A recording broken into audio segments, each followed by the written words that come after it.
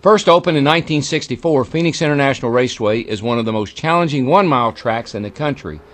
Before NASCAR first came here in 1988, Phoenix already had a reputation for being one of the finest open-wheel racetracks in the country, and since the stock cars came to town, the track has become even more popular. The track's desert scenery is really spectacular, and the warm weather is a welcome late-season relief for the tired drivers and crews.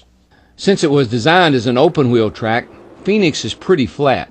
So a flat racetrack means that we should just max out the downforce, right? Well, not so fast, because Phoenix also has a fast section on the back called the kink, where you'll want to have plenty of speed.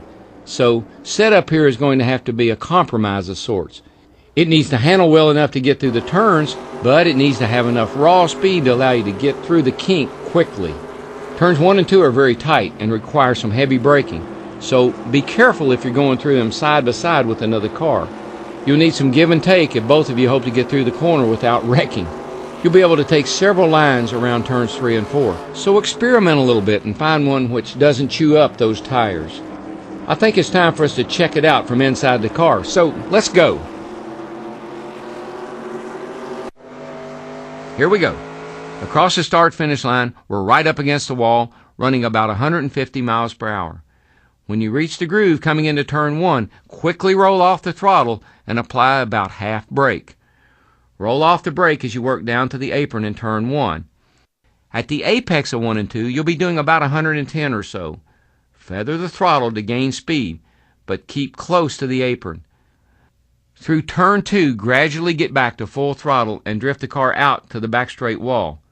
Now watch out, because that wall sticks out on the track surface, and if you mess up the turn, you'll be in big trouble here. At the top of the backstretch, you're doing about 130 or so. Keep it on full throttle and point the car toward the yellow rumble strips on the inside so that you can straighten out the kink on the backstretch. Drift it back to the outside wall as you get to turn 3. You should be running 160 or so at the end of the backstretch. When you get to the groove entering turn 3, quickly roll out the throttle and apply about half brake. Bring it down to the apron as you gradually roll out of the brake. At the apex of turns 3 and 4, you'll be doing around 115. Give it enough throttle to maintain your speed and keep it close to the apron. Then start to roll on the throttle. You should be at about 3/4 throttle when you go under the bridge and at full throttle as you exit turn 4. Drift the car out to the wall, but be careful because that wall comes in as you get on the front straight. At the top of the front straight, you're doing about 140. Keep it close to the wall and at full throttle as you hit the line to start another lap. Let's see it again.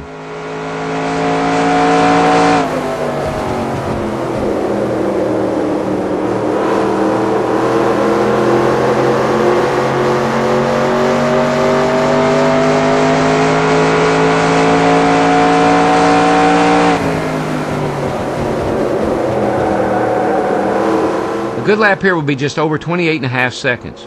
Watch your exits out of 2 and 4 after the tires go away. Those walls come up awfully quick.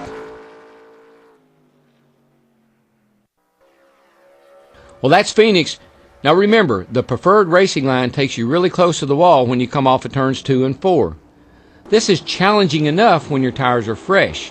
When they start to wear, holding the preferred line becomes even more of an adventure, so be ready for it.